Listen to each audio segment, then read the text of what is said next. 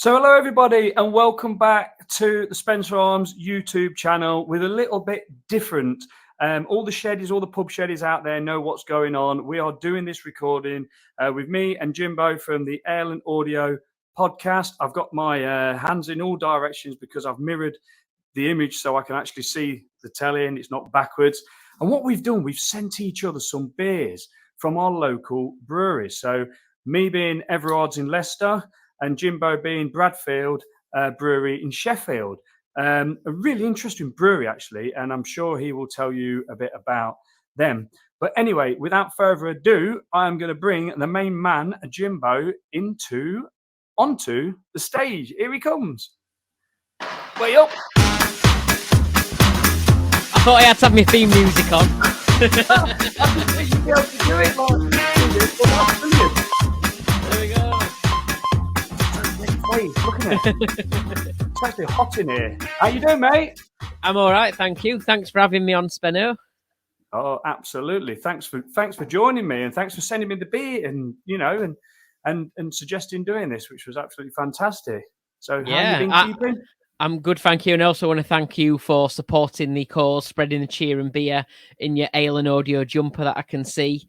I love it. Yeah, and you know, not just for getting it in the first place, which obviously supports the sort of little charity thing we've done this Christmas with those for the Royal Manchester Children's Hospital, but also for taking it on tour when you've been out and about as well. So thank you for that. Always. It's still going out on tour because I've got a few more days off over the Christmas holiday than Janie. So I've said to her, I'm going out with this and I'm determined to get some more selfies before it runs out. You know what I mean? Mine's in the wash because, like you, I was wearing it every day because I've been preparing the Christmas special podcast this week. So I've had lots of recording every night. So now I've finally finished recording. I've put it in the wash. So I've put this one on instead. I'll pass with one of them Brussels. I tell you what, you'll want the one that I didn't drop in the toilet this morning. It fell off and dropped in. Now, luckily, I'd not done anything in the toilet. I'd sneezed, and at the time, Anyway, I dropped it down the toilet. So, yeah, you squeeze it out well. Yeah, I put it on the radiator to dry. Oh, that's all right. Who's left the sprouts on my radiator?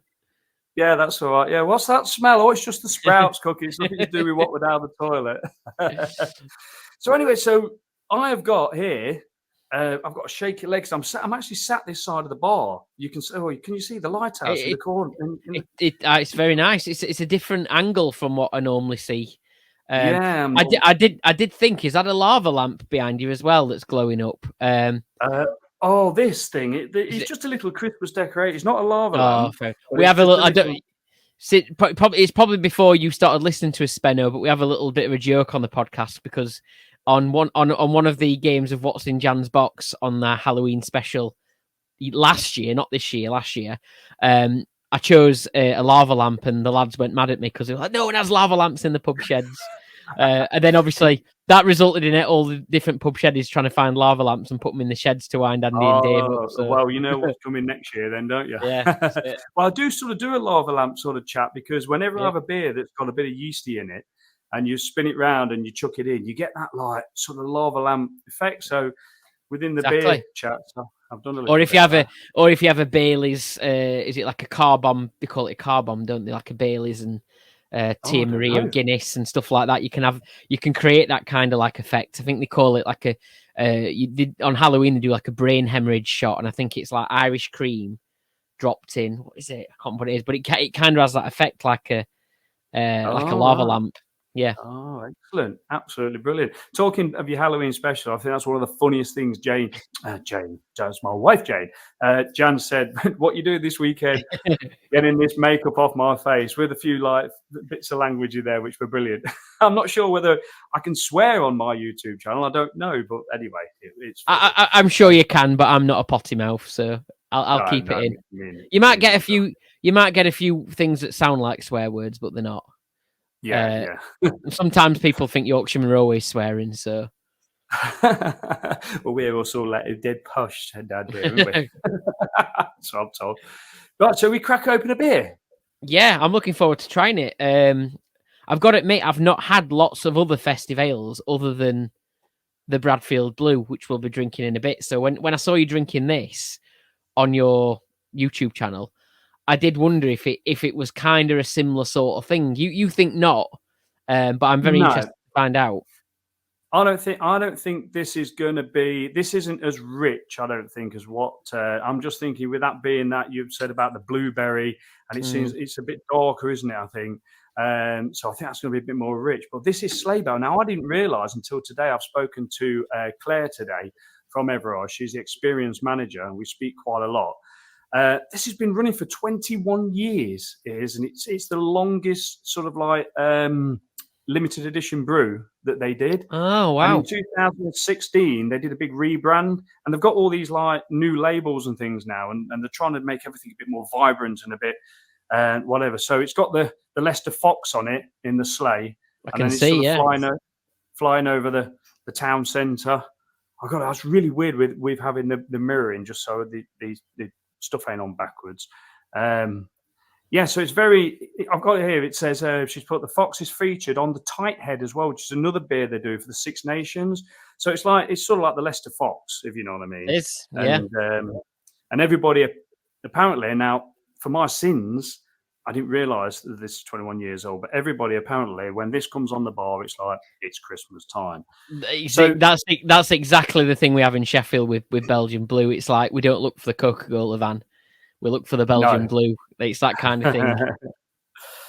So this on the can, it says to serve cold. Now I love it. I do like it when brewers actually put a temperature on the. Some of them say, don't they? Serve at 8 degrees, 9 degrees, 10 degrees, or whatever.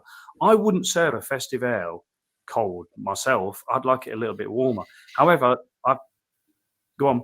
I was going to say this is where when we get onto the Belgian Blue. This is probably where we'll differ slightly because I like everything cold, but I do understand that having certain beers at a slightly warmer temperature, maybe like your 12s and stuff like that, it can obviously bring out more flavour, but it depends how much of the flavour you want out of a particular beer, isn't it? So I think that's where we might differ in our personal sort of like taste, really. So, but this is cold. This has been in the fridge, so it must be down to what 5, 6 maybe. It's that lovely sound, isn't it? Cracking open a beer.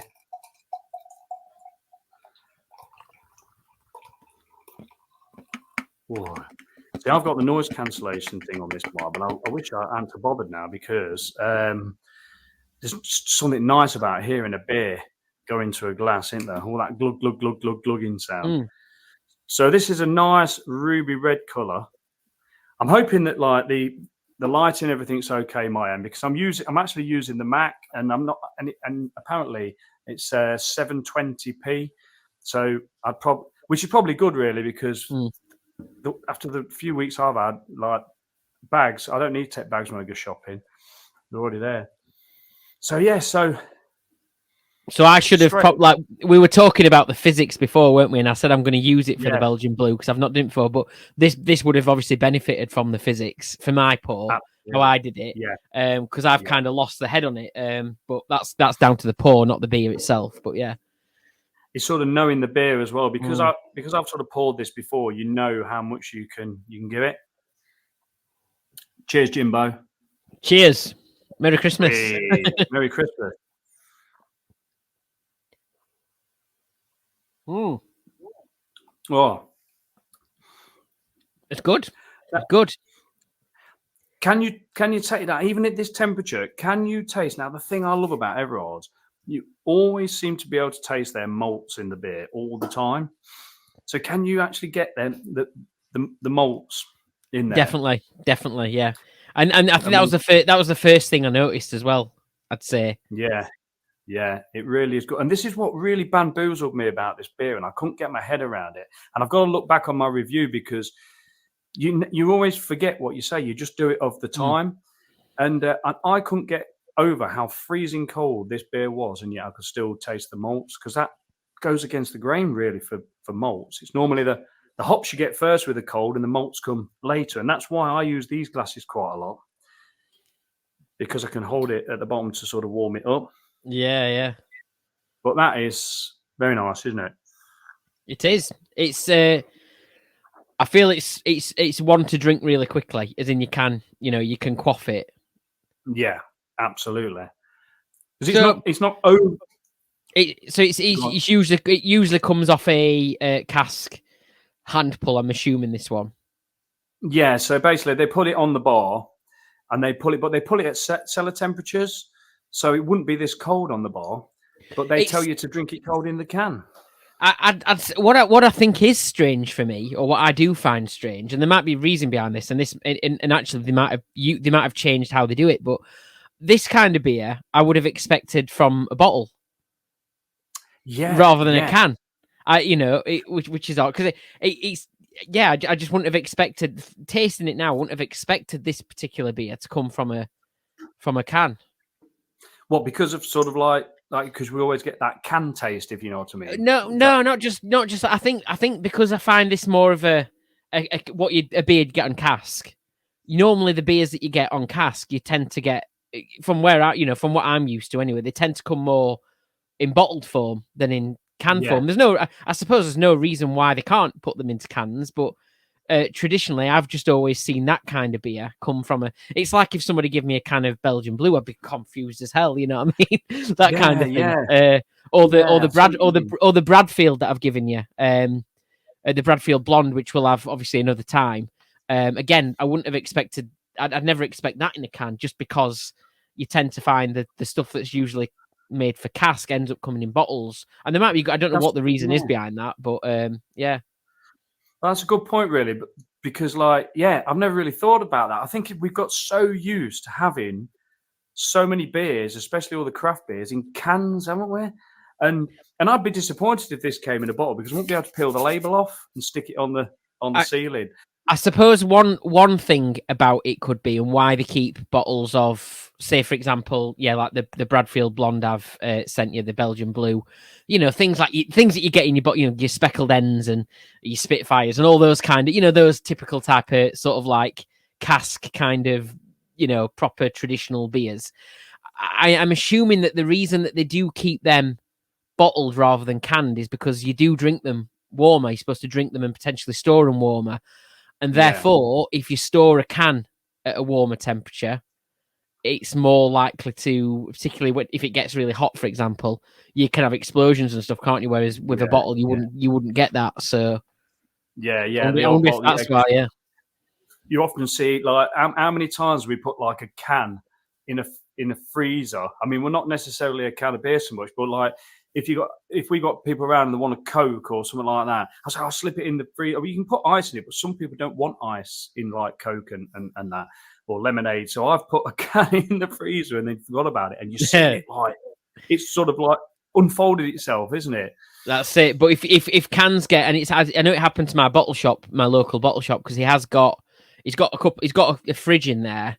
But he's only got so many fridges. Obviously, they're quite expensive to run fridges, and it's a space to take up and stuff. So a lot of his beers are on shelves. And in the summer, when it got particularly hot, there was a couple of his beers that had gone really solid, absolutely, solid, and were bursting and at the top and stuff like that. And in fact, I saw, I can't remember which Instagrammer it was, but one of the beer lovers on Instagram posted a picture of a beer they got from a craft brewery, and it completely exploded. And the can lid, and it's from it being a bit warmer. You put them in the fridge, it tends to stop that from happening. But it had opened almost like it had been opened with a can opener. It just popped straight off like that and exploded. Wow. Well, because you have got that particular top of the can that's a separate part, isn't it? Yeah. You can't do you won't do like you have bottle conditioned beers. You never see a can condition, do you? Because of probably that reason, it can't take that added little, if that secondary sort of fermentation that's going on in there, it can't take that pressure, can it? That's it, and that's possibly what why. That's possibly why usually the type of beers that I kind of that this tastes like to me is one that's normally served a bit warmer, and it's probably the bottle condition sort of thing. That might be why you don't see this thing in a can quite as much, I suppose. But they do say drink it cold, so it's obviously meant to be stored cold. So yeah. Mind you want to be storing your beers at a cool temperature all the while anyway, don't you? Really? I mean, this is why it was so funny, because in the winter here it gets cold in the shed, doesn't it? In the pub sheds. So I've got a little trickle heater in the corner, but then it got so hot, and I was thinking, oh my God, I need to get. So I went and bought a little air conditioning unit, bored and hole through, and like started running an air conditioning unit in it just because I just didn't want any of the gins. Or people are saying to me, your gins, you don't want them getting warm and condensation in them. I know nothing about gins and that. That's Janie's department. But I just know your beer wants to be kept. It doesn't want to be going over a certain temperature, otherwise it's just going to not be too good, is it? I mean, anyway, I'm going to try. Onto pub sheds though and stuff. Saying about what the extremes that you get in your pub shed. It's it can be very, very cold, or it's completely opposite. I from having a pub shed for a couple of years now, I actually find it. I actually find the summer more uncomfortable than the winter. The winter you can manage. It's manageable. Ooh. You've got your little heaters. You can keep it at a nice temperature. I have insulated as well. So winter's never really a problem in here. It's the summer that's a nightmare. I have to sort of sit with the door open. I get up, really early in the morning, and the first thing I do is come down and I open the door, and the door doesn't get shut until evenings on a lot of days in the summer. Plus, I've got like a cool box which I keep the beer in a bag, beer in a box, beers for the Pint 365 pump. I use a cool box with a hole in it, an electric cool box to keep the beers cold. Wow, and in the that's summer, a fantastic idea. Yeah, and I use like a little ink bird thermometer. So the cool box turns on when the temperature gets above a certain level, and then it drops it down, turns it off, and it keeps coming on and off. But in the summer, obviously, the cool box, it's working its arse off because it's struggling with the temperature. So I have to keep coming in and changing I put some massive cool blocks in it as well, and I might change them, midway through the day and then at night. So summer's a bit more a nightmare for me as a pub shed owner anyway. Is that one of them plug-in thermometers where it detects, and you put the thermometer in the box, and then when it detects it going to the temperature, it literally switches the plug off? Yeah, can you see it down there? So it's the one that's you can just see the lights on it. And actually it's clever because you can attach both some sort of heating source to it and also a cooling source. So it would.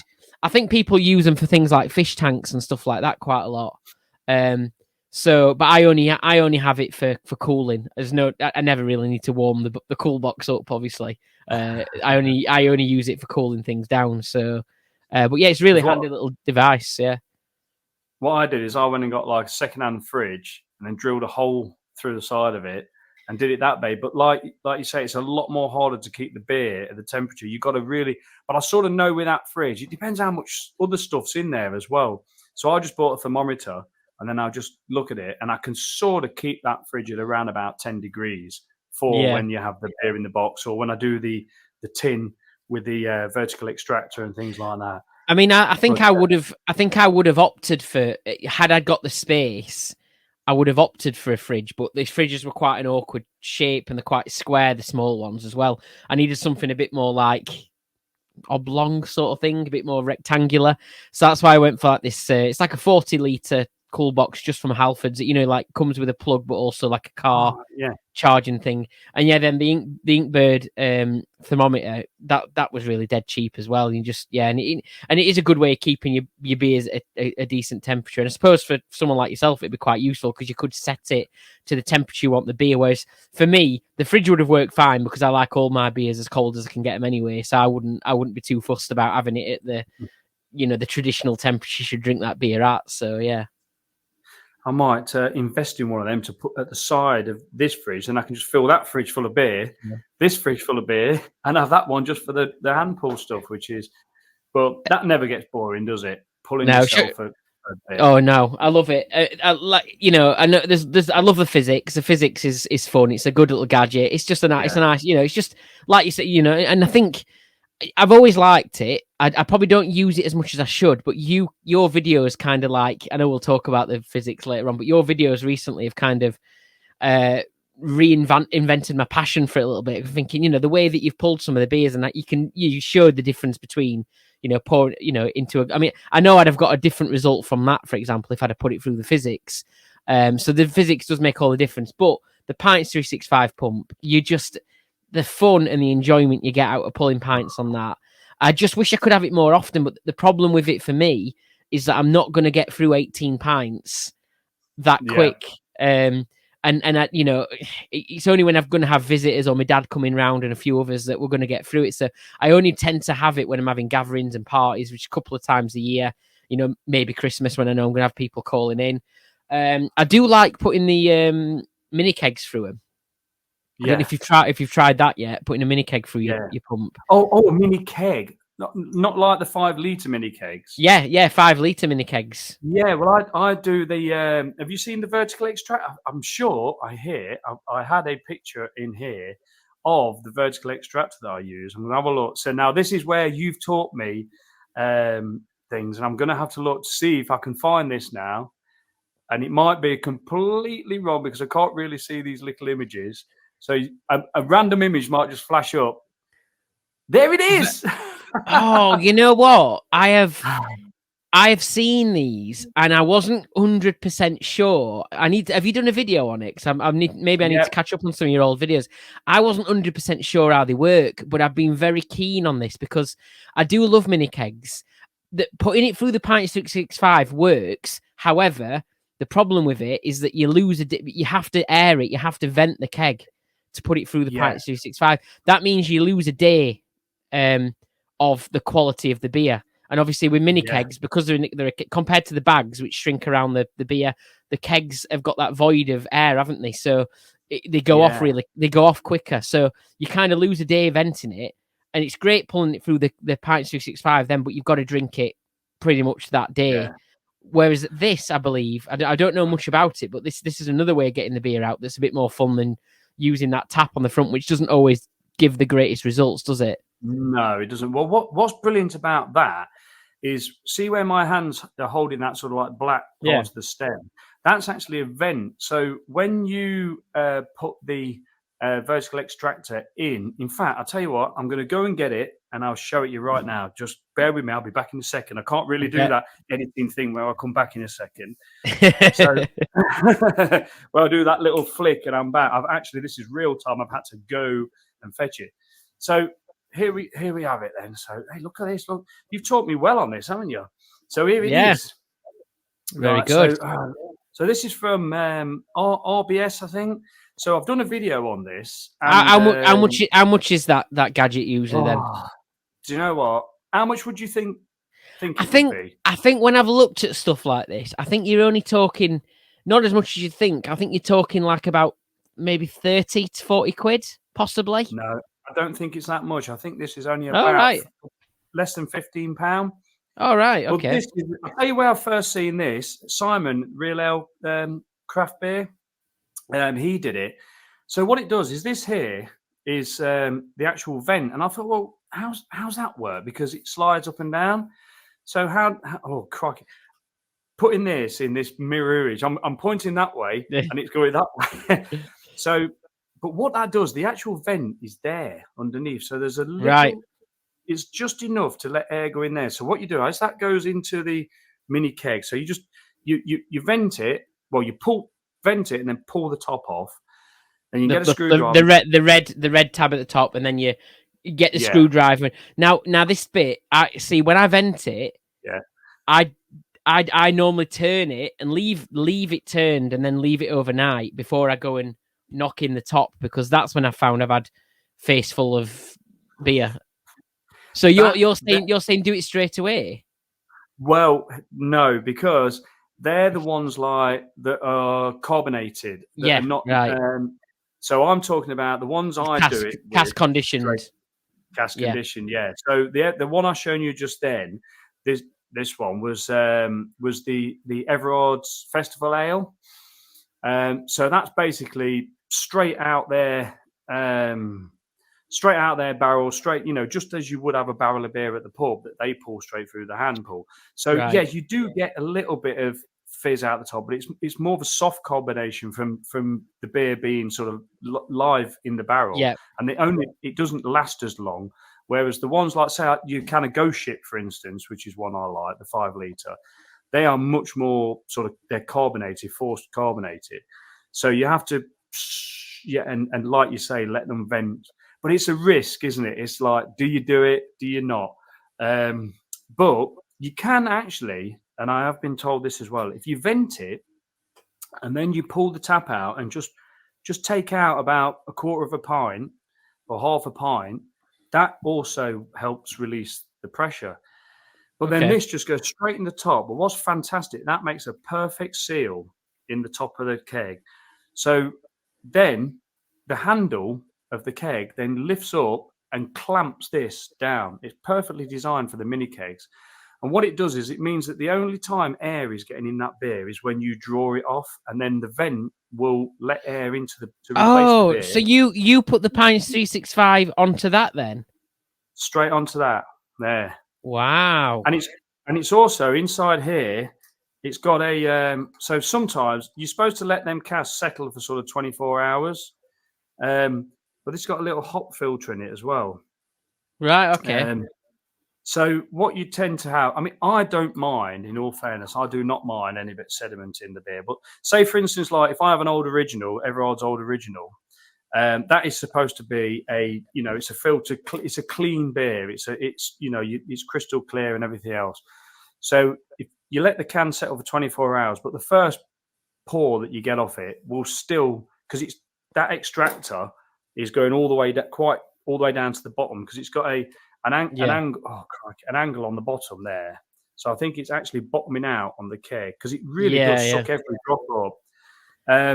But it's fantastic. I've used this no end of times in lots of different Did you ever try? So in comparison to, have you ever done it just purely sticking the pipe in? Because I knock it in obviously after it's completely settled, otherwise you get the beer in your face. I knock it in and then I feed the pipe in right down to the bottom, just the bare pipe, and I've always had decent results with that. I have to pull it a lot slower than a beer in a bag, because you do still get the it's still quite lively in comparison to a beer in a bag. So what's the difference in results, would you say? Well, I would say, because what happened was when I first got this, I put it in, I was all excited about it. And when I pulled it, it was just a load of air sound. And so I told them about it, and they said, "Oh, crikey, it must be faulty. We don't really have that." Anyway, so they sent me another one out straight away. But I did find that I reckon that when you get it, you need to tighten everything up really tight. So the only difference I would say, so I ended up then, when I was disappointed this didn't work, taking it out, putting it like you do, straight in, poured it, perfect, no problem at all. I think the only thing I'd say about this is making an absolute perfect seal in the top. So there's no air. I mean, it's about 10 mil pipe from the Pint 365, isn't it? So pretty much it fits perfectly in the hole. So, it's one of them. But I suppose because this is in and it's clamped down, you've not got the risk of that pipe just coming out a little bit. And halfway through, if you're halfway through the barrel and it just comes up out the liquid, you get a bit of a spit. Yeah. Plus, I think I've had quite good success just with purely the pipe, because it still goes into the cool box. My cool box does stand the keg in it perfectly. So because the pipe goes through the side of the cool box, it's quite wedged in, so it's not moving anywhere. Oh, yeah. So I think for me it's worked okay, and I've had good results with it. I have been interested in getting some sort, because I think the one thing with the problem with the mini kegs is how quick they can, how quick you got to drink them, basically.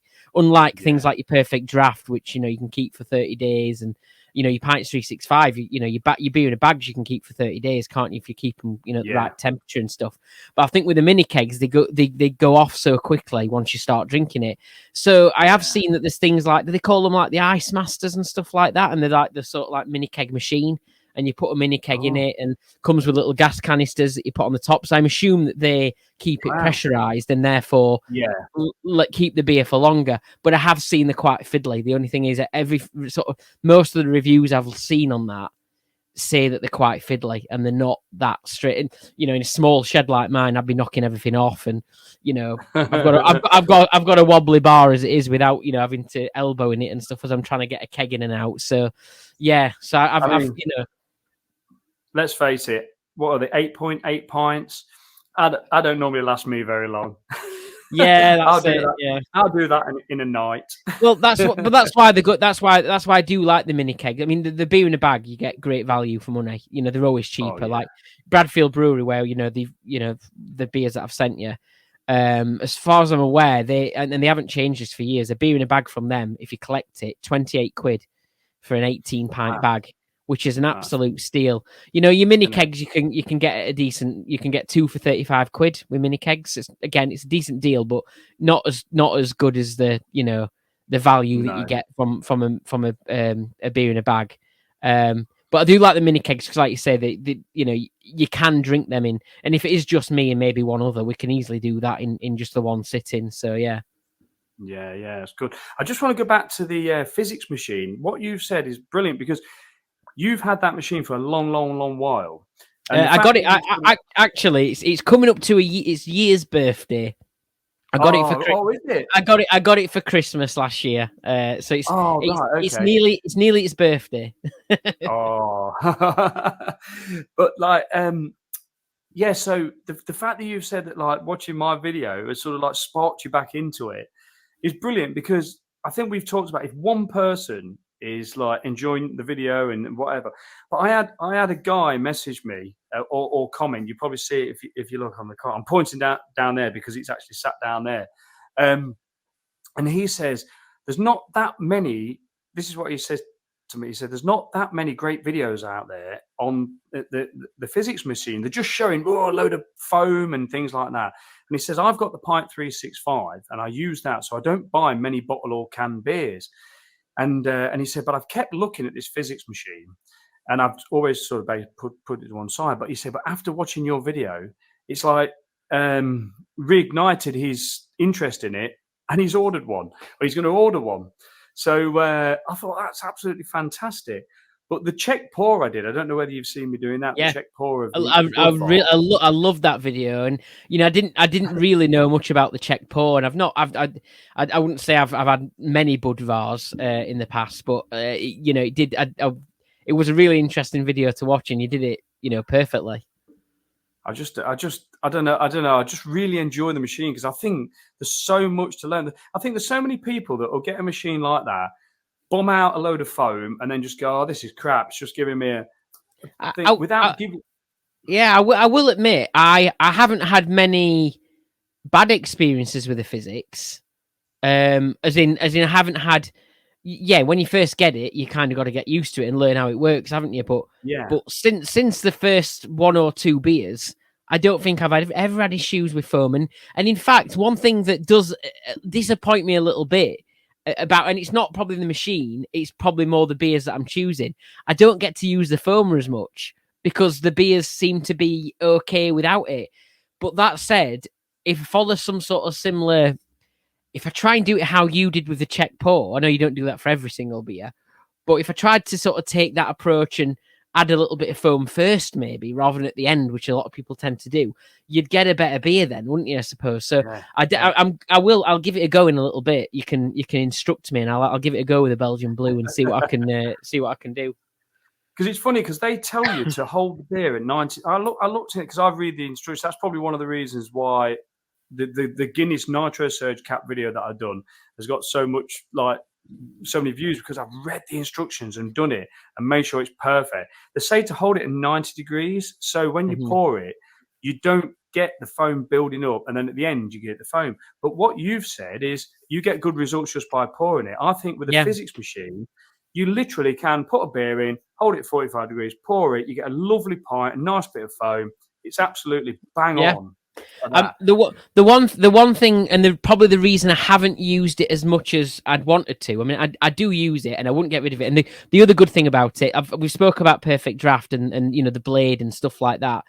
They're great machines, but I've got a tiny pub shed.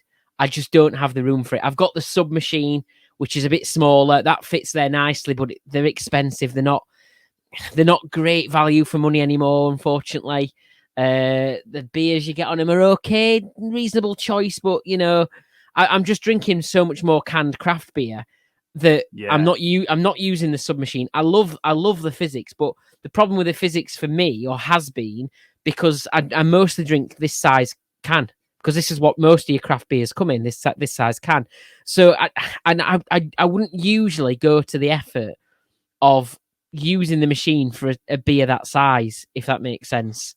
That's why. But one thing I do love it for is your bottled beers, your big bottled beers as well, like your German beer bottles.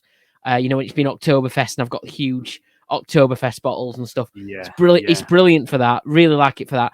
And the other thing is as well, Brewdog, which I'm not, I don't drink lots of Brewdog, but one thing that Brewdog do is it five?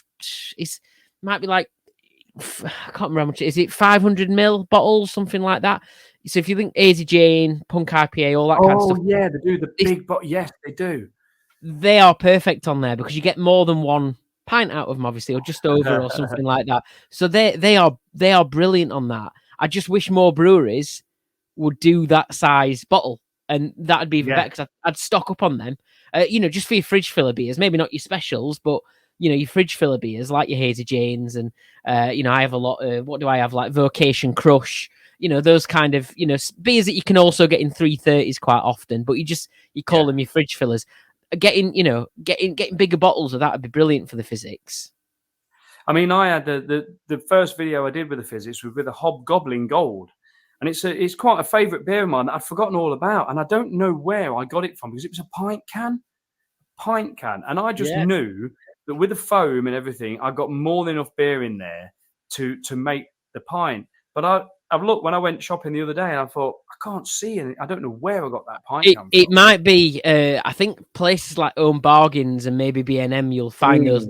You'll find those little gems because that's how they sell them at good prices and stuff. Because they like, they kind of like try and trick you with the prices a little bit, don't they? And they say, you think it's cheap and all that kind of thing. You're getting a lot for your money, sort of thing. So yeah, it might be places like that. I was saying, weren't I, about the size of the Fizzics? The last thing I want to say about it is that the size of it, it's just the shape of it. It just fits. And I've got a small pub shed, like I said, but that just fits perfectly. And I think, and you've mentioned it as well in your videos, the fact that it's USB or battery. I've got so many wires in here, and it's all fine. I had an electrician, come and make sure it were okay, and the electrician did the main bit of it. But I've got a lot of wires and nothing powerful, but lots of wires here and there. So having no wires on that and just having the batteries in it makes it so much better. You can pick it up and move it round, take it in the house, take it to my dad's or whatever.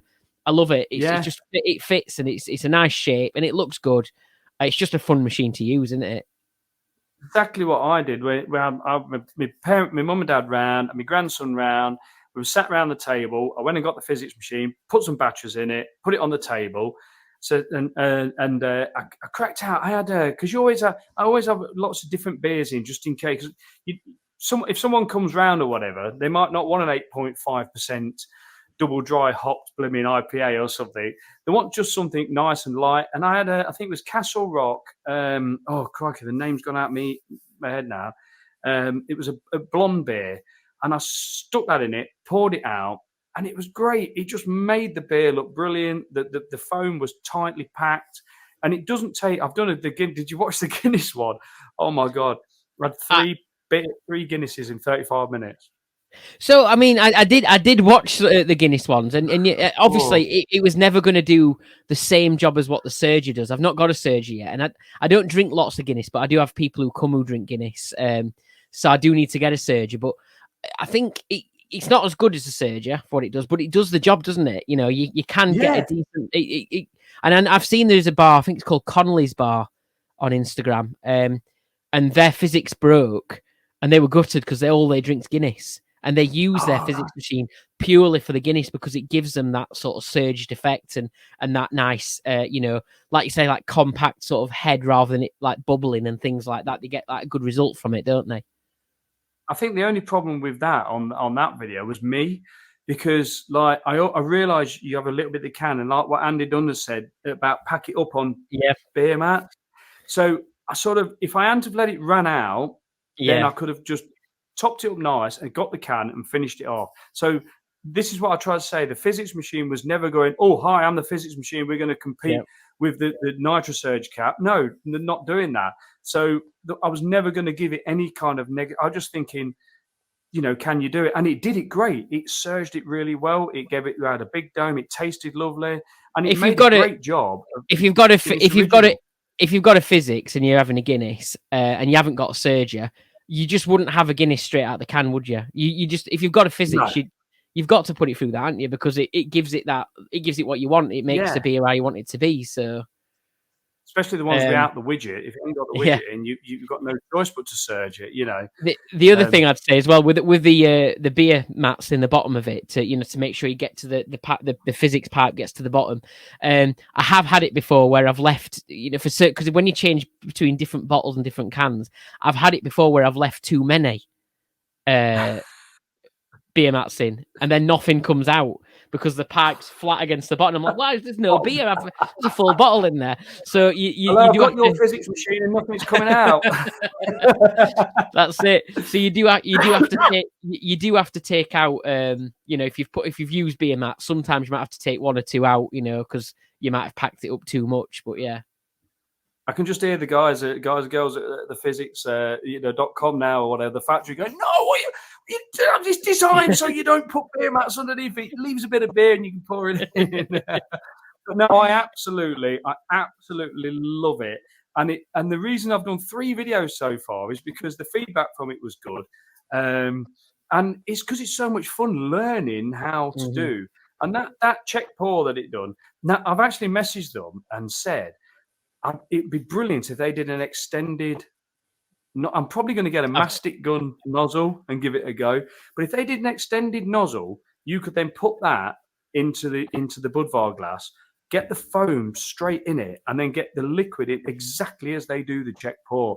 And I think to watch that surge around the bottom of it, that would nail it for me. I think I have seen before on another video or maybe on a forum or something, somebody commenting saying, could it be adapted so that the pipe inside's actually longer and you could feed it into something like a mini keg or a beer in a bag or something?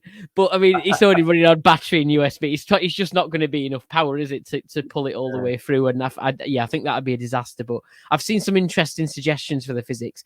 I mean, hopefully, with what they've done already, they might move into a newer market. Maybe they'll find a gap. I think there still needs to be something better for mini kegs.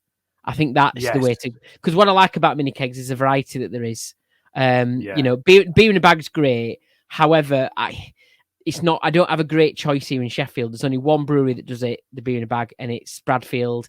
And that's good because I can go save money on delivery and collect it. But if I want one from somewhere else, I'm paying for delivery then. And you kind of like then you're adding on to your pricey beer, and I don't really like paying for delivery these days if I can avoid it. I know what you mean. I mean, I love Potbelly Brewery and the Leather Britches Brewery. Now, the Leather Britches Brewery are quite local, and they deliver the beers in the bag. But what I like about them, or the beer in the box, as they call it, or beer in the bag, however you want to say it, they do like a taster, so you can get a small one, big one. So you don't really. There's one that has about 5 pints in it, which is great. And but unfortunately, the Potbelly Brewery don't really deliver outside of. I think it's they're up Kettering Way, Northampton. Kettering. Over at Kettering. So they don't really deliver to Leicester. Although when I did have the Piggin Saint, which is a gluten-free beer, and it's absolutely bang on. She did say to me that, like, my brother-in-law lives in Wigston, and I'll deliver it to you. I was like, no, don't worry about that. I'll drive over and I'll get it. But the only thing is, the sort of like my hours of work that I work to try and get there to get the beer, it's just not viable, really. So in their sort of opening times. But yeah, I do love that brewery. It's a really unique brewery, and it's got some really interesting beers in that. So yeah. Talking of beers, are we going to get this Bradfield? I know. I keep saying Bradford. Sorry, I do apologise. Bradfield. Yes, Bradfield, and I'll tell you a little bit about Bradfield Brewery. I'm going to pour it on the Fizzics though, so we've been talking about it. I'll drop my mic down and I'll go over there. I'll put my headphones down, but I will still be able to hear you. So I'll have a go at putting it through the Fizzics. And also, seeing as you've taught me how to do this StreamYard streaming, I'm going to bang this up like wee. Yeah, Jimbo taught me everything I know. So like, I've been really nervous. That's probably why I've got such a red face. Look. Not because it's so hot in here, but also because like I've been really nervous. I tell you what, I'm going to wait for Jimbo to come back so that like you're not left with that. Oh, here he is. That was quick. Oh, I'm here. I'm not far away. It's a small place. No, that's right. I missed you. There it is. Look at that. And what a great label as well. So yeah, so I've done a little bit research on the menu, but I want you to tell me all about them. Yeah, so, yeah, I'll tell you what I know. What's your sticker on the? I can't see me. What's your sticker on it? So this is Pints of Sheffield. So every year on Instagram, there's an account on Instagram called Pints of Sheffield, and it is the best guide to beer, pubs, boozers, and things like that in Sheffield. He's a brilliant guy. He's done pub crawls for us. He's come on the Sheffield meetup that we had back in June. He's a big supporter of the podcast, and he's on the show quite a bit, actually. We get him on and interview him about the things he's doing. But every year, one thing that they do is they do a beer that's brewed based on Instagram polls. So he puts out loads of questions like, do you want it fruity? Do you want it, bitter? Do you want it? What kind of hops do you want in it? What kind of percent do you want it? Even to the level of which artist would you like to design the artwork and stuff like that. Wow! So all these polls formulate formulate the sort of final requirements, and Triple Point Brewery brew it to those requirements, and they call it a Pint of Sheffield. Brilliant. And it's great. I mean, for the last 2 years, they've had New England, New England Pales. It was a New England IPA last year. So they keep getting the same results because people just clearly like the New Englands and stuff. So they tried to get something a bit different this time, but I don't know how different it will be. But this artwork was done by a guy called Luke Horton, and you've got all the sort of Sheffield landmarks on there. So you've got it's a really good beer as well, actually. So you've got Henderson's Relish bottle. Now, people who are listening elsewhere in the country might say, "Oh, Liam Perrins is better" or whatever, but no, it's different. It's different. Henderson's is the way. I know you promote that quite a bit. You like that. This is one of the cooling towers that we used to have in Sheffield. You might remember it at the side of the M1 on the Tinsley Viaduct near Meadowhall. They got knocked down back in 2007 or 8 or something like that. But yeah, you've got I think the Lead Mill might be on there somewhere. Yeah, Lead Mill's on there, which obviously is Sheffield music venue, which is under threat at the minute.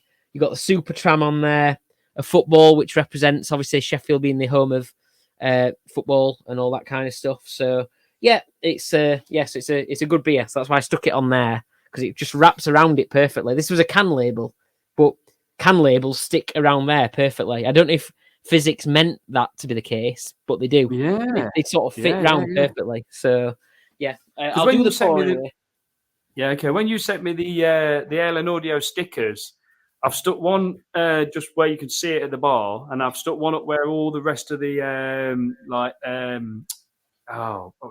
blimey hell, can't even think what they're called now. What goes on your Pint 365? Can't even think what they're called now. Oh, pump clips. Pump clips, crikey, Lee, about Speno. Oh, God, I hate saying Lee. Hey, I bet you do this trick. This is a good trick for you. I've just noticed. So I get sick of the pump clips because I've got nowhere to keep them, and so I magnetize mine. So I put magnets on the back, and on here I've got one pump clip now that's got like a bar of metal. Oh, and I think it was like that. Looks like some sort of door. You know what would go on a door inside of a door. So now. Well, look at that. I tell you what, you see, you talk about me being a bit handy, but that's proper. It's a bodge job, but it works. I use blue tack. Blue tack works. I'm gonna get it. Yeah. Right, here we go. I'm gonna do the foam first. I'm gonna do the foam first. Oh, God. Okay. I'm gonna push it back first. I've never tried doing that way before, so let's do foam first. There's a lot of foam, doesn't it? Oh, it is a good foam making machine. That's it.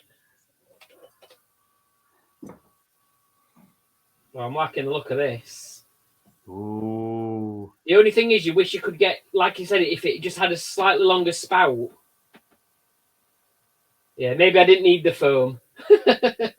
I've done a bad example there. Maybe I didn't need the foamer, but I can even see the colour of that beer from here without my glasses. I lose glasses for fun, and I've just ordered some new glasses with anti-glare on them, because when I put these on, it's like, you can see, look, all the reflection and everything. So, I can see. Right, I'm going to go and get it. Right, so you can entertain the crowd while people will be able to hear me still, because. So I probably if I was to do it again, I probably wouldn't. I did this pour differently. I actually tried the foam first, Whether that beer needed that or not, probably not. Or maybe I should have just done slightly less foam. It's a bit of it's an art into getting it sort of right. But that said, It the doesn't head's matter, does it? so much better than if I'd have poured that out of a bottle. So much better.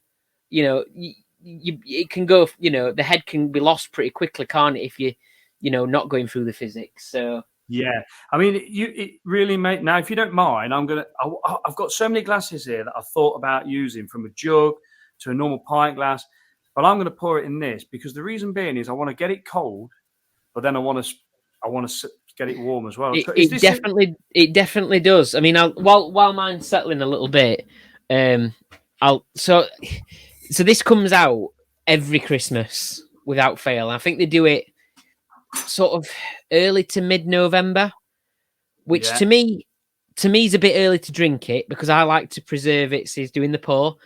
I like to preserve its specialness, if that makes sense. It's festiveness. So I won't touch the stuff until at least at the earliest 1st of December.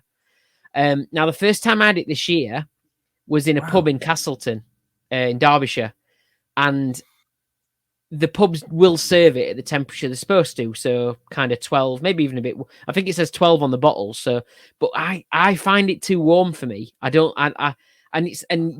get it's very strong. If the warmer it is, the stronger the beer is, and the more you get from the berries. Which obviously a lot of people will like that, but I kind of prefer the subtle hints of it rather than the strong berry overtone sort of thing. So I do like it cold, and my dad actually agrees with me now because he came here the other week and he's had it in the local Wetherspoons, he's had it in Castleton, he's had it a few different pubs, and he came here and he had it off the mini keg which I put on the Pint 365, and he said to me, that's the best pint I've had of that this year, and it was in this pub shed, and I was like, yes. For me, I think it's because it's cold. I really believe. But Bradfield say to have it at 12, and but I know why they say that because you're getting more from the flavour. Really. But it's quite 12 degrees is fairly. It's probably even a little bit warm for on cast. Now, guess what? In the Witherspoons pub in Wigston, I was talking to my friend about this today, and he said, "I'm sure they've got that on in Wigston." So at the Witherspoons pub in Wigston here, they've got this Belgium Blue in the pub. So I'm going for a tattoo in the morning, and I've said to Janie, I said, when I've had my tattoo done, that looks really good. That looks, because when you don't pour it through the physics machine, the head definitely looks a bit more fizzy than smooth. I think the physics compacts it, and this is what someone says to me. So, does the physics machine ruin the carbonation of the beer? So that's why I did the Guinness original, because I know that's really lively, really carbonated. And I done one through the physics, one not, and I drank it between the two of them. And it altered the beer, no difference at all to the carbonation, the mouthfeel or anything, other than it definitely made it a little bit smoother and the head seemed a little bit better. So if you watch that, you're having a coffee to go here. So I brought it in a flask. This is the hot water to run through it, so it's fresh for the next one. Oh, save you doing the Milton. Right, I'm going to have I do them. Yeah, if I've left it too long, I will do the Milton tablet. But in fact, this is the first time I've attempted the. I don't know if it's going to work because I've never used the flask before. I was trying to be clever, but I don't think it's not fastening.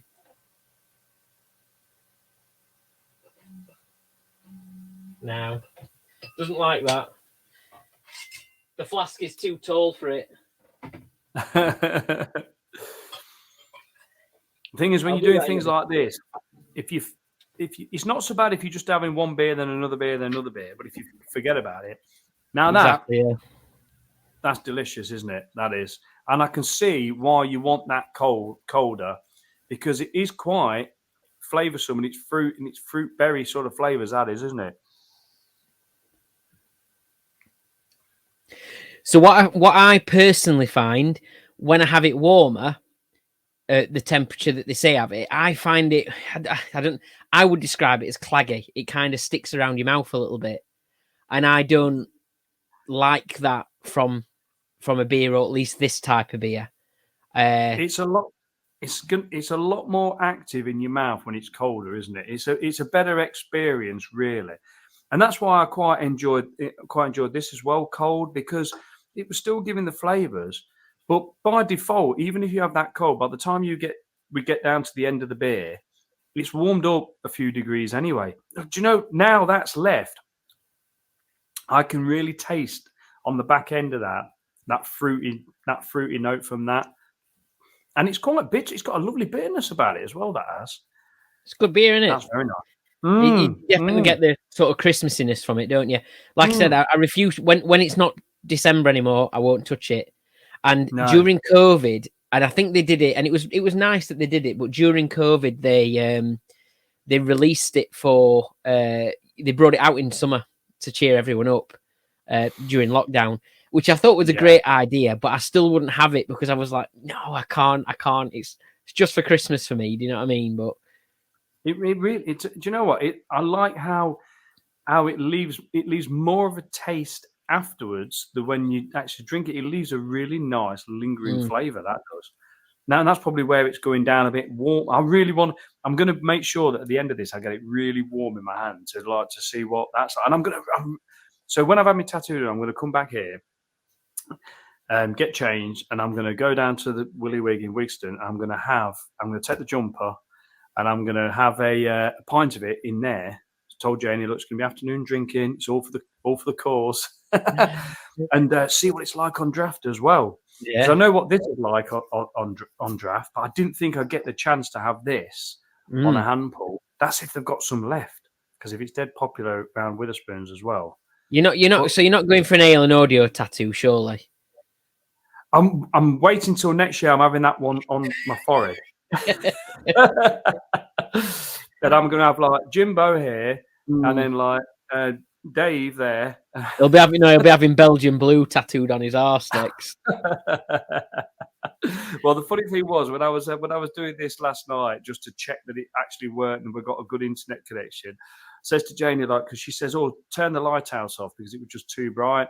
So I had to pull my trousers down so my arse ragged out. And as I walked, she's not been very well, bless her. And every time she laughs, she's been really coughing. So I thought that would be quite fun to do. Yeah. So the colour then is really sort of like Ribena-ish, isn't it? If you know what I mean. And the reason I say that is we've been drinking a lot of Ribena at the minute because Jane's been ill. Yeah. I mean, I think a lot of people get confused by it and they expect it because the head has like a sort of purple tint to it, doesn't it? Yeah. And a lot of people get a bit confused thinking that it's that's why it's called Belgian Blue, because it's supposed to have that sort of blue head. But actually, they name a lot of their beers, Bradfield Brewery, after different breeds of cow. And the Belgian Blue is one of the cows. So that's where it sort of comes from. That's where you can see the cow on there, but also on the bottle as well. But it's really, really good. I love it. And they've been going since 2005, Bradfield Brewery. So they are based in a really little interesting part of Sheffield, actually. Kind of like as you go out in... It's a weird sort of... It's like as you kind of go out into the Peak District. So if you're in Hillsborough, you kind of drive up through... out of Hillsborough through like Sleigh, that kind of area, and then you keep going up, and then you go past Dam Flask Reservoir, which is where they did the practicing for the dam busters and stuff like that. Yeah. And it's in Bradfield, or the top of Bradfield Top's up there, and that's where the brewery is. And they've been there since 2005. They've also got a pub up that way just before you get to the brewery called the Nag's Head, and you can get really good price pints because it's their own pub, so that you can get some really good, a lot cheaper than what you get them in other places. I mean, the beers, to be fair, when it comes to affordability, that the pricing's always been really good. You get good value beers if you go straight to the brewery as well. Buy multi-packs of things or mini kegs. You always get. I mean, 2 mini kegs for £35 is a bargain, isn't it? You know what I mean? Really. And then just further on from Bradfield Brewery, there's another pub which isn't theirs, but they will serve the beer. And it's called Old Horns, and it's a really nice little pub. Great food, and just an amazing like setting in the sort of hills in the countryside. it's such a. If you ever get a chance to drive to Bradfield Brewery, go, because it's just so scenic, really nice. And at the bottom of the hill in Bradfield, there's another pub there, which I forget what it's called, next to a big cricket pitch in Bradfield Village. It's such a nice area. But you're in a place where, you know, from there you can sort of drive on then into sort of Derbyshire or towards like Penistone and, you know, the Pennines, whatever. So you're in like this sort of strange little area in terms of whereabouts it is, like, you know, geographically. But it's such a nice place. And I love driving up there, you know, to fetch my beers directly. It's just a nice little drive. In fact, they actually, the Tour de France, if you remember, the Tour de France came to Yorkshire, didn't it, a few years ago, part of the Tour de France. They actually went up the hill at Bradfield, right to the top, along the top, and then down to a place called Outerbridge. On the telly, they pronounced it Outerbridge. And then they went back up another hill over to sort of like Grenoside. So, yeah, it's quite a nice little area. And they've still got some of the yellow bikes up as well. You can Have they got, did you, in that little description, did you mean, I might have missed it, but have they got a tap room? Have they got a bar attached to the brewery? Not attached to the brewery. But if you go, I say that, they have got, I know this, and I don't know if it's a secret or not, but they do have they have a little bar in there, which I'd never seen before. A little bar behind the brewery, but apparently it's only used for staff or special events. And I went in. I can't remember why I went in now. Must have been picking something up, and I was like, this is amazing. I never knew this was here. But no, they haven't got anything that the public can go in there. But yeah, just a bit further down the road, kind of bit more back towards sort of like Dan Flask Reservoir and stuff. Not far. There is a pub there that is a Bradfield pub, so you can drink there. Or like I said, right next to the brewery, there's another pub called Old Horns, and they'll have Bradfield beers there as well. So there's plenty of little pubs to go to around there, as well as, you know, picking up your beers from the brewery. So I must admit, this is one that's like hard to put down. It's like, because what it does, there's one thing that I really like about, and what I like about it is a totally different sort of, even though it's got that same festiveness about it, and it's sort of like a beer. These beers that you want to get like the cheese board out as well. It's almost like when you have a wine or something. It's almost like you want some food to go with it.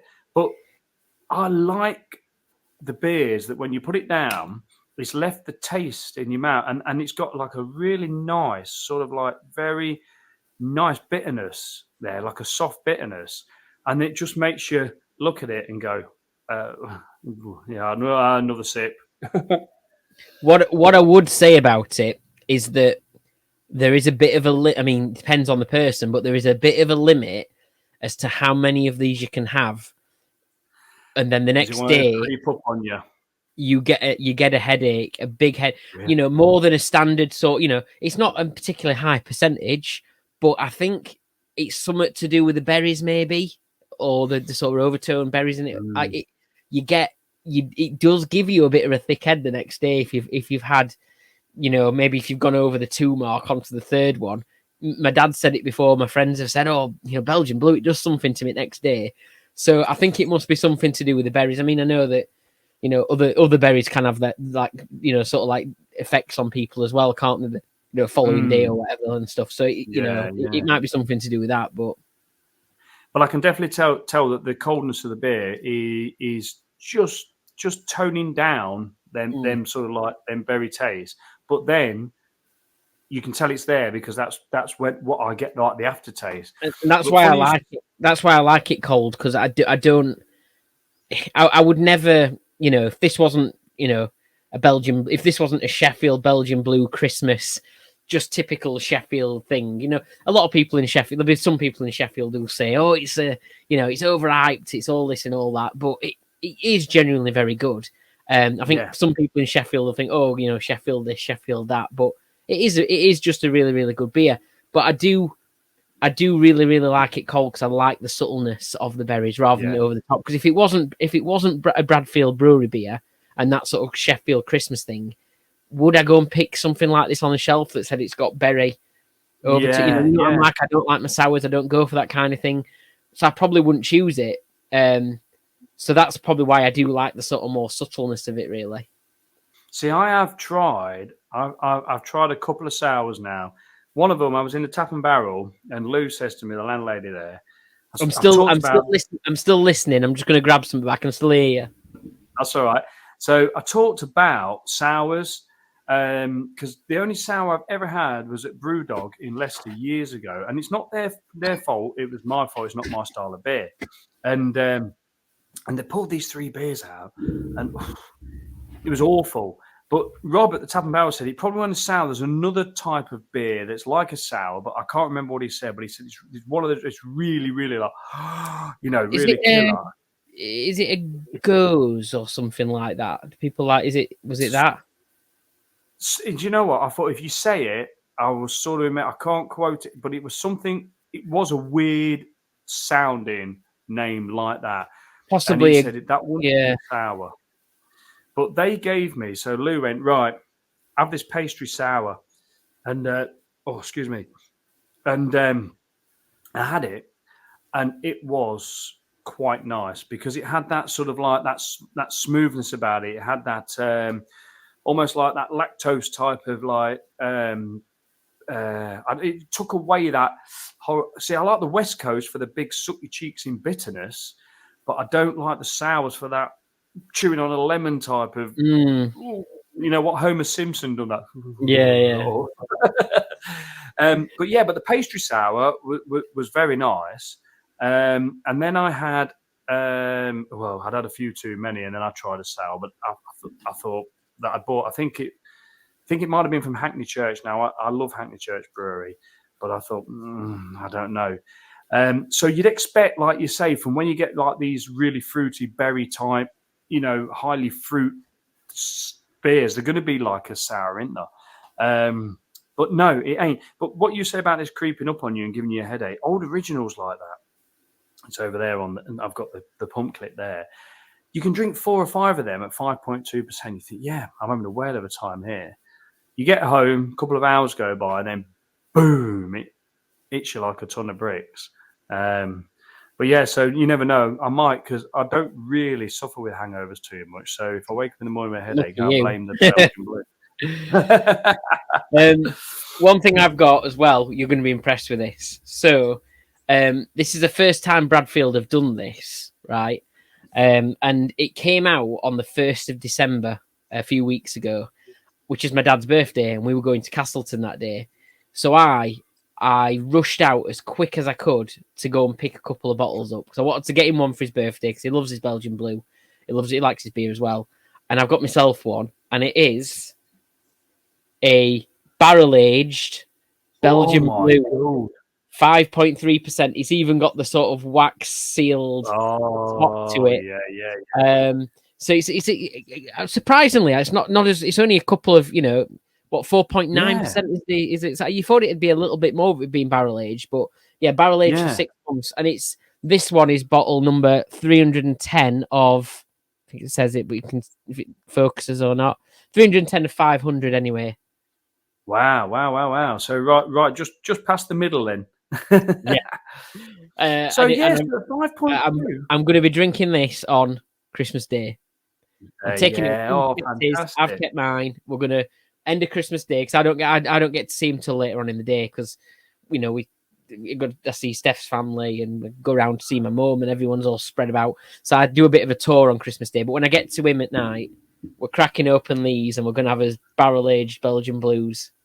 Is that is that the same size bottle? It looks a little bit bigger than the. It's bigger. Yeah, it's 750 mil. Oh, 750 fantastic share then. It's like a wine bottle. So yeah, actually, we could share it, and then I can keep one. Maybe keep one would it? What kind of dates on it? Oh yeah, I could. Oh no, it needs to be drank by June, so I'll probably just drink it this Christmas anyway. So yeah. See, I suppose like barrel aging, it doesn't necessarily mean it has to be strong, does it? Because it's only if they do like an imperial stout or something, and then they brew the imperial stout strong, and then they barrel age it. So I suppose it's going to be more about the flavour that it's picked up from the barrel. Yeah. Really. That's what it's going to be about. What barrel has it been in? So it says in former whiskey and port oak barrels for 6 months. Port. The resulting beer poured pink with a winter berry aroma. Port and berry, Fruity, perfect. fruity flavors from the port barrel, blended with hints of oak, vanilla, and spice from the whiskey barrel. Ooh, that sounds good. That sounds delish. That does sound good. That really does sound good. This is really good. This is because it isn't throwing all the berries in your face. It's not really throwing all them like. It's not over the top. It's really quite complex actually. I can actually taste like the malts in there as well. I wouldn't know what malts I'm tasting, but there's definitely. You mentioned earlier about malts with Everards and how you always pick that up with them. Oh yeah, there are like, you know, not just these kind of breweries, because it's obviously Everards and Bradfield. They're similar. They're sort of the traditional sort of cask sort of breweries. I'm assuming, but what you do find with some, and I find it with a lot of breweries, you know, the craft ones as well, is that you can detect certain tastes, can't you, that are familiar to that particular brewery. Bradfield have definitely got it with theirs. They've got this same sort of undercurrent of a taste running all the way through them, whichever beer in the series you get. You know, even the craft breweries, I'm picking that up from a lot of those as well. Vocation, for example, I have a lot of Vocation. They have a very, very distinctive taste in all of their beers as well. Verdant, you know, another one, Polly's. They've all. I think the more, obviously, the more you start to drink, you start to notice, don't you, that they've all got these quite. And I'm sure in a couple of years' time, I'm going to be able to blind taste test and go, that's them, that's them, that's them.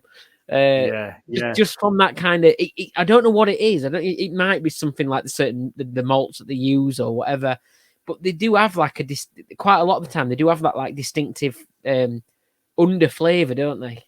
Yeah. Well, I mean, like with Everards, I definitely know that they've always got that recognisable malt flavour. Like whatever they do, like I think they use Marisotto malts a lot, and caramel's and things like that. And I mean, I'm a big fan of like caramel flavours in beer. I think it just, whether you make it right up the front, if you get a really good pint of Old Original or Pint Tiger and it's kept well, it's poured right and the temperature's right, you get a real caramel toffee taste from it. It's absolutely fantastic. But in this, I'm tasting there's some malts in this. Now, I know these have got their own borehole in there into a spring. So they've got their own, they bore and use their own water from the Peak District somewhere. So the water makes a massive difference as well. That's the actual liquor, isn't it? Yeah, I was going to say that. I'm pretty sure I've read a similar thing about Bradfield as well, and it probably makes sense. No, that was it. I meant Bradfield has got their own borehole. Oh, right. Sorry, I thought you talked about Everard. Yeah. And like no, I think we just use canal water at Everard. Yeah, and like that. Well, I mentioned sort of whereabouts it's based, so that does make sense. Yeah, it could well be the spring water then that it is that, you know, that sort of does that. Yeah. Well, I think to be fair, because they always say like UK water, whatever, but you know we've got Burton water, and these days water. Peckham Springs, obviously. I've got some of my own water that goes around the back of this cabin, but mine tastes like sprouts. But they can alter the chemistry of the water now, can't they? They can basically take the water right the way back to zero and then do whatever they want with it these days, can't they? But I don't think there's anything can beat. And I think Everards are keeping their things a little bit secret, if you know what I mean. I don't really know where they're getting their water from. Things like their yeast strain, they'll keep things. All breweries will keep their yeast strain sort of to the. They have their own yeast, don't they? Like Timothy Taylor, that produced Landlord. They have their yeast under lock and key, I think, and they test it to make sure. And if it goes, they keep it for years, I think. And if it goes beyond below a certain quality, it's out the door. But yeah, you know, like yeast has a lot to do with flavour of beer, doesn't it? Or how the beer is presented as well. The head retain. It's only, you know, I don't know nothing really about brewing other than what we all know, but I do know water is very important and yeast is very important.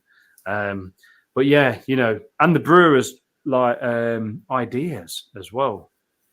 This is cracking a punch. This is. It certainly tastes strong. At the Sleigh Bell being 4.5, tastes this at 4.9. Is it 4.9? Yeah. That's only like 0.4 more, and that does taste like probably because it's the second one, but it is cracking the old whip a little bit. And how's it tasting the warmer it's getting? To be honest with you, the actual fruit taste is staying pretty much quite stable for me, but the malt is definitely coming through. It's lost a bit of its. I prefer it cold for its mouthfeel, for its zing. It's got that nice sort of like that nice punch, isn't it? It's got a lovely like carbonation. So as it's getting warmer, it's softening out in the mouth. So I can understand why you like it a lot colder, because it does. And the same with this. This is beautiful when it's cold as well. So I think these are two beers that need to be cold. But yeah, I don't feel it's getting too overpowering in the fruit flavors. It's still quite. I mean, I've drank a lot of it this week, as we've all had it on the podcast. I sent everybody one out for the podcast. Anyone I've recorded with, Jan, you'll laugh at this. I gave Jan one back in November when we met at Andy Dunn's birthday bash that he had a few weeks ago. Back in November. And I was giving them out, give one to Andy, give one to Dave, anyone I was recording with, Kev, though he weren't there, sent one to Kev. Who else did I give one to? Judge Pat, Pablo Disco Bar, give one to Jan, Kev.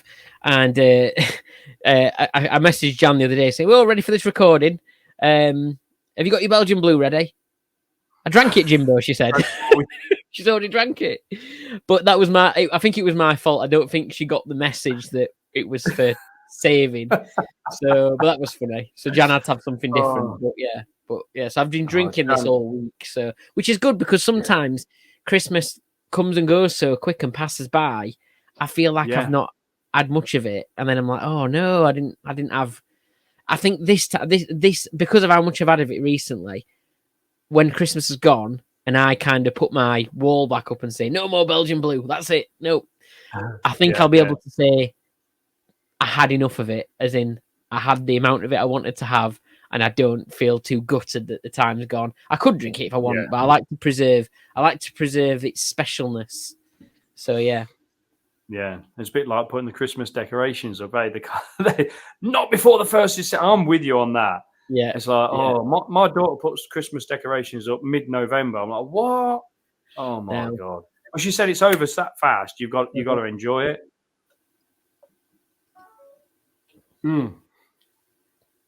That was delish, and I'm looking forward to having one tomorrow. Mm-hmm. Oh yeah, definitely. If you get a little video and let us know what you think when you have it on, you'll probably find it's different. I mean, obviously it's cask, so it won't feel as carbonated as what this does, as you'll know. So it is different when you have it on cask.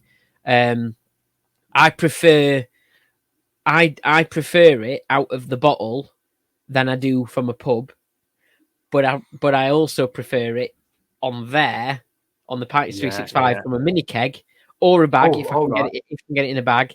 But in here, because I have it very cold. I just, as much it's nice in a pub, but for me, like you said, it's served warmer. It's just not. It hasn't got the same mouthfeel, and I find it a bit more of a difficult drink.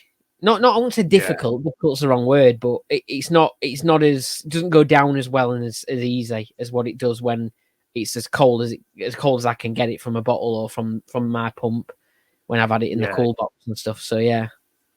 No, well, I think if I was to have another one as a bottle, I would definitely have it cold. Definitely, because I like the carbonation. You got more of the bitterness as well. That's when it warmed up, you lost that nice little bitterness that it provides, which I did like.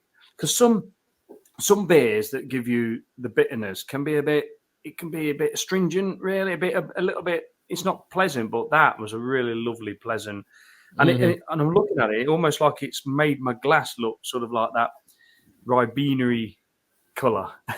Yeah. No, really, I mean, really good. It's a good look. I mean, that's the thing, isn't it? It's a good looking beer, isn't it? You pour the beer and it looks good. You get the little purple tint in the head.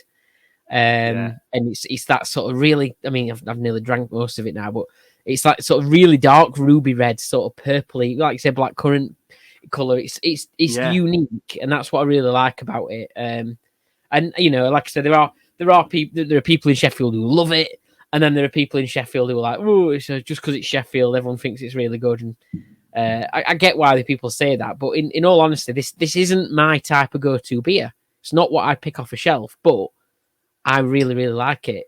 You know, and it reminds me of Christmas. And I think for me, that's the main thing. It's one of my traditions, as well as putting up the tree, as well as, you know, we watch Raymond Briggs' Father Christmas. So if you've, you know, Raymond Briggs, the snowman, the snow dog, and all that, they do another one called Father Christmas, and it's where it shows you what he does when he's not, you know, when it's not Christmas. It shows you on holiday, traveling world, and, you know, trying to relax and then getting ready for Christmas and stuff. We always watch that on Christmas Eve with Little, and it's like one of our traditions. And you know, I'll do the same every single year because it's just that's what you do in it when it's times like this. And again, this has just become another one of those things, really. It used to be the Wizard of Oz, didn't it? Yeah. It used to be the Wizard of Oz for me at my age. So the podcast is all recorded, and the Christmas podcast is all done, ready to come out tomorrow. Yep. I imagine. I mean, when's this video out, you reckon? Well, I will get it edited. I'll download it and get it edited tomorrow, and I'll try and get it out tomorrow if I can. Cool. So as people are watching this, then the podcast will be available probably now. Yeah, right now. So yeah. So you can get on Spotify. It's only on Spotify because it's music based. So we, as you'll know, Speno, it's a mixture of pub shed chat, beer talk. We have silly quizzes, silly games, which I know you're a big fan of, the Jan's Box game in particular. We've done Beer of the Year this time as well. So because it's the end of the year, I asked Andy Dave. I also managed to ask Pablo and Taylor Tavern as well. And I forgot to ask Kev and Jan at the Kev of the Glory Hole and Jan of the Box Nouns what their beers of the year were. But we did a bit of a rundown of our top three, myself, Andy, and Dave. And also Untapped. I did a bit of a investigate. I went on to Untapped and I did a bit of I looked at the top 50 beers for England, because they list the top 50 for England, Northern Ireland, Wales, Scotland. And I did a bit of a research thing to see which of the top 50 in those areas in England, Wales, Scotland, Northern Ireland, which are in there this year, as in which were brewed this year and which have made the top 50 this year, to work out what the top beers this year are according to those Untapped ratings. So I did a bit of a quiz based on that for Andy and Dave, and then we revealed our top 3 beers of the year as well. So that were quite a lot of fun. And then we've got, you know, Christmas music, not too much. You know, I love Christmas songs, but I do know that Mariah all the way through. Yes, obviously you've got to go full Mariah, and I've been teasing people with a bit of Mariah since September. We've gone all the way through now. I like, people think I'm a bit of a Christmas Scrooge because I don't start playing Christmas songs until like second week of December. But I like Christmas songs, but again, I know how people like them, but then they get quite annoyed of them very quickly. And you know, you can listen to any radio station, can't you, and hear back-to-back Christmas songs. So yeah, I didn't want to go full Christmas, but there's a nice bunch in there this time. You know, good. You know, you'll not be more than a few songs away from a Christmas song because it is the Christmas special. So yeah, there's our parody song. There's John Taylor's the Taylor Tavern. He did Merry Christmas Everyone. Sleigh, he did his own version of it. Sheddy Christmas Everyone. He did that last year. So he did it acoustically. So we've included that in this week's show again. Played last year, but we've also got on Desert Island Beers, which Speno, we need to get you on.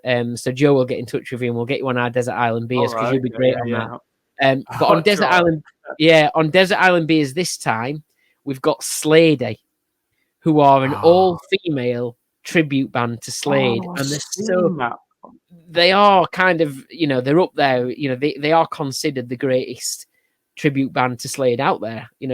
Wow. They're all female. All female. Absolutely They call her Gobby Holder, is what they call her, the lead singer. So they've done it, and they did it right after a gig. So it's a little bit wild at times, like they're quite high on energy. They've done the Desert Island. They've done the Desert Island beer. Yes. Oh my God! And then obviously we play their. Oh yeah. And then we play their song as well after their version of Merry Christmas Everyone. So it's a good show, festive feel. It's a long show because I had to try and get everyone I possibly could on. Plus we've got lots of messages from the community, so it's a longer show than normal. It's a long show anyway. People do take a week or sometimes longer to get through it all. But the idea is I'm still going through. I must admit, I'm going through. Yeah, because I've just normally I listen to it at work. Then when I'm coming home, I try to catch up, and but there's no way I'm going to miss it. And normally I hit it every Friday without fail, and I'll definitely get it. Always listen. I normally work when I've been working around the house. I put my earpods in, I listen to it while I'm working and that, and it just like gets me through. It's brilliant. I'm always chuckling like. One of the reasons, it's a long show. I mean, I know that people, the advice to podcasters is that you don't have ridiculously long shows. You want people to be able to listen to it all and not zone out. But our show's it's more of a radio show, which is why we kind of get away with doing long shows. And because it's so segmented, it's like a magazine show where you can dip in and out of the bits that you like. Some people might listen purely to the courtroom. Some people listen to Andy and Dave's bit. Some people tune into the Desert Island beer. Yeah, the song request courtroom. So some people listen to different bits. And, you can dip in and out of it. And we do find that with our stats that, we have loads of people listen when it first comes out, and then they start to trickle again, and then they'll get a quick boost when we go on a break for a few weeks because people are catching up then. So, that's just sort of how it works, really. It's very... I probably podcast is a podcast, but it's probably not generally the right word for it, is it? It's like an on-demand radio show is the best way to describe it, really. So it's absolutely fantastic. I mean, the song request courtroom, I absolutely love that. And I mean, I subscribe to Apple Music. So I used to have Spotify, but I think I spoke to you about like the local musicians that uploaded their music weren't getting as much revenue from it, and so I went to Apple Music. But because of the podcast, it's a bit like you saying with the Fizzics machine. I'm thinking I'm going to subscribe to Spotify again, just so I can listen to all the songs all the way through the courtroom. I just love that, and I love what's in Jan's box because Jan makes me howl. It's so funny. The whole sort of like section of the show. What's in Jan's box is absolutely fantastic. It really, really, really is. It really is. It's a great podcast. I don't listen to podcasts as a rule, but to be quite frank, the Ellen Audio podcast is the only podcast I listen to because it relates to me and it's everything I want to hear. It's everything that's brilliant. And I think that is the thing with it.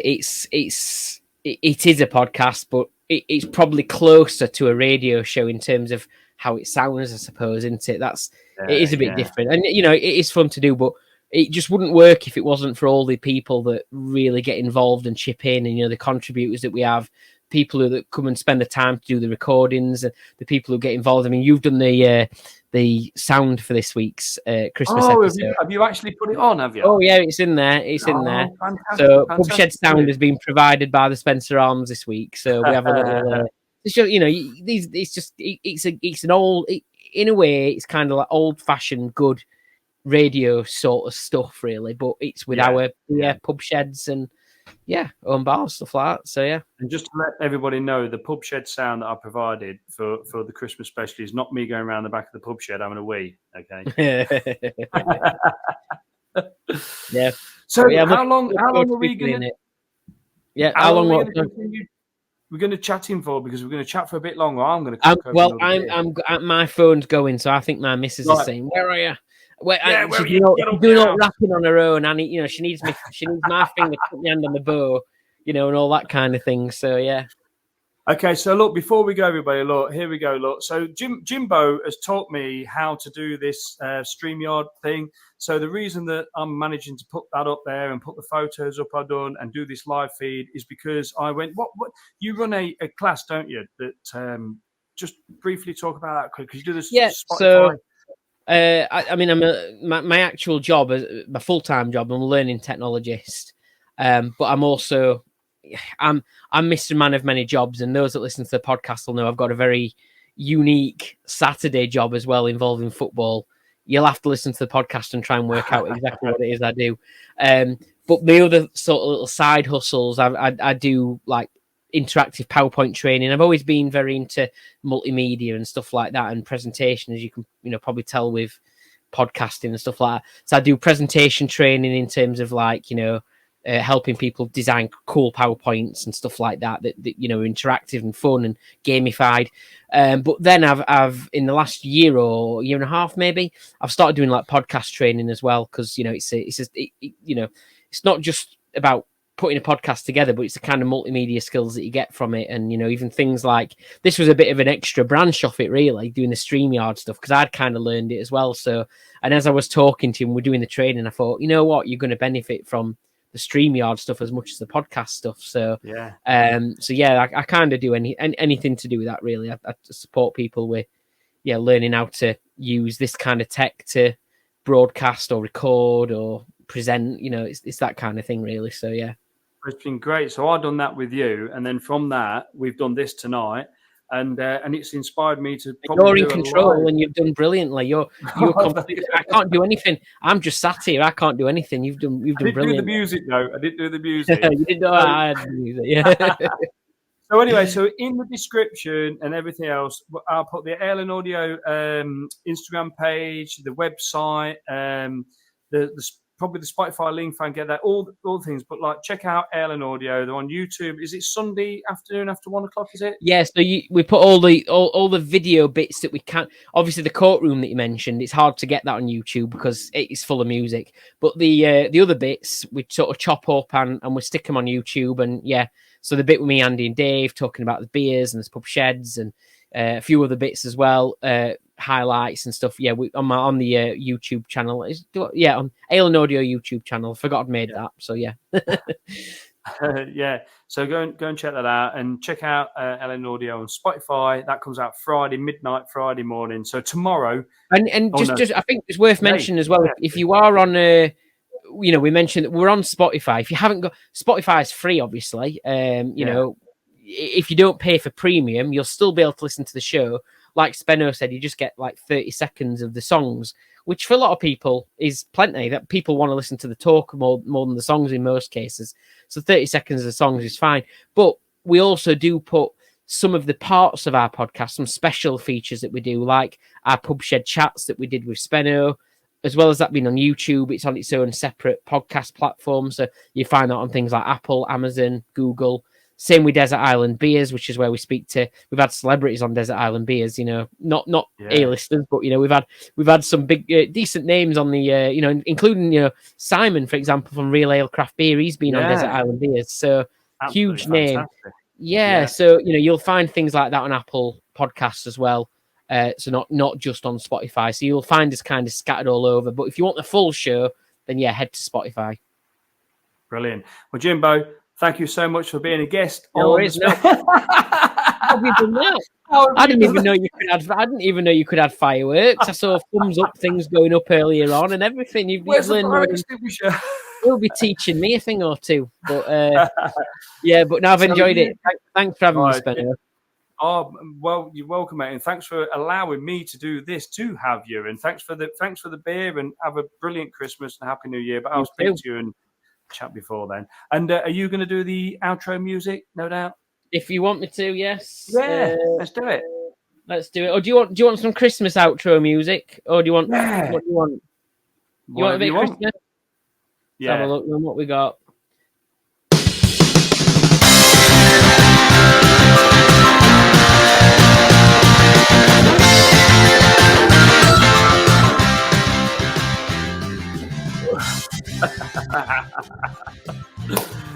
Brilliant.